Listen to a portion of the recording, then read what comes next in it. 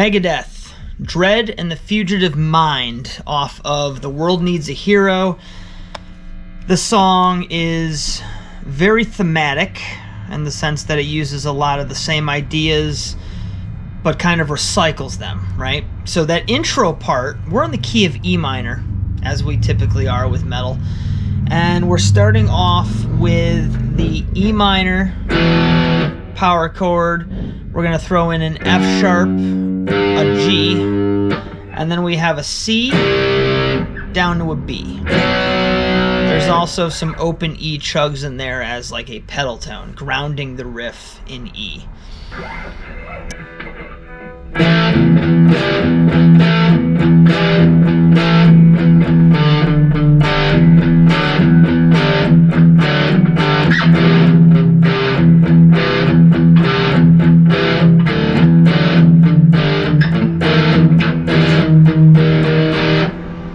There, riff 2 employs a giant list of power chords outlining notes within the key of E minor. We're starting off with an E4. All right, you could also look at it as an inverted A power chord, but I like the E4 interval name better.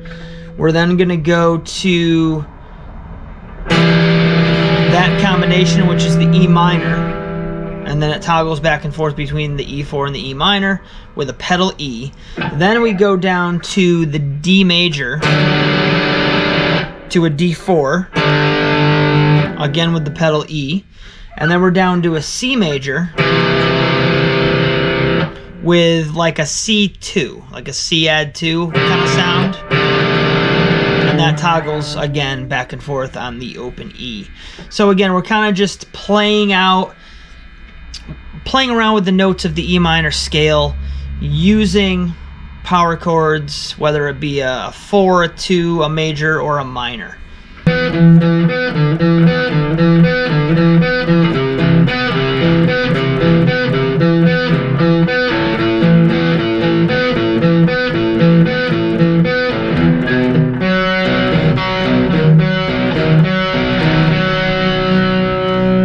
So that next section there employs, again, more arpeggiated chords. For our first chord, we are doing like an E power chord, but with a D in the bass. Our first note is a D. And then those last two notes are the E5 power chord. So I'm kind of melting that down into an E minor power chord, or rather an E power chord, with a D in the bass as an anchor. And then that next section is outlining like an E power chord with a C in the bass, right? Because here's your E power chord again, and there's your C. And then the third section outlines technically like an A9 power chord, but we could also look at it as an E power chord with an A in the bass, keeping with that changing bass note. And then the last one, we are doing literally a B minor chord, which is the 5 chord in the key of E minor. So we've got the E minor, or the E power chord with a D in the bass, and then a new configuration with the C in the bass, and then a third configuration with the A in the bass, all notes from the E minor scale, and then the last one being the 5 chord B minor. And we go from there. Let's see what we got next, shall we? Alright, so the next section is a Dave Mustaine solo. At the beginning of this video, I mentioned that I felt that the song was very thematic, and what I meant by that was they're taking kind of the same ideas and recycling them and playing them in slightly different ways while still maintaining that same original vibe. So for the solo, we end up with this.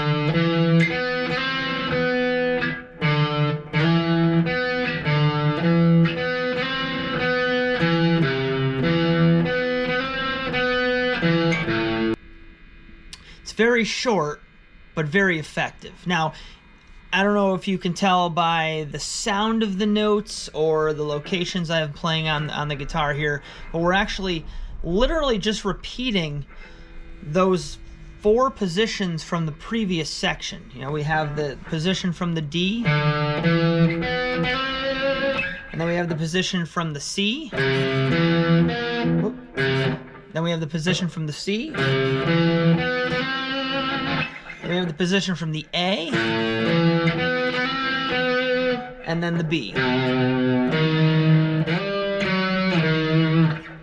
So we're literally recycling the notes and the ultimate outline of the chord, but doing it in a more melodic, flowy, slidey kind of way. So this is what I meant when I said the song. Absolutely very thematic, recycling a lot of things. The next section continues to do the same thing. Right, the ending of this song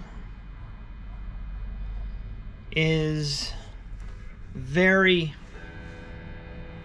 80s metal, very Metallica, very Megadeth, very Dave Mustaine.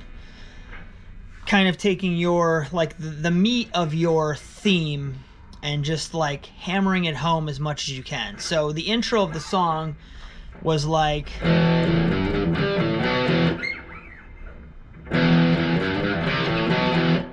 alright, so what they do at the very end is they play it once and they do a quick little pause, and then they play it again, and then it kind of rings out. It's like the perfect live song, live ending for a live concert experience. So alright, there you go. It's like the theme's coming in, you recognize it, and then it stops. It's kind of unexpected, and then they throw it in again. They go.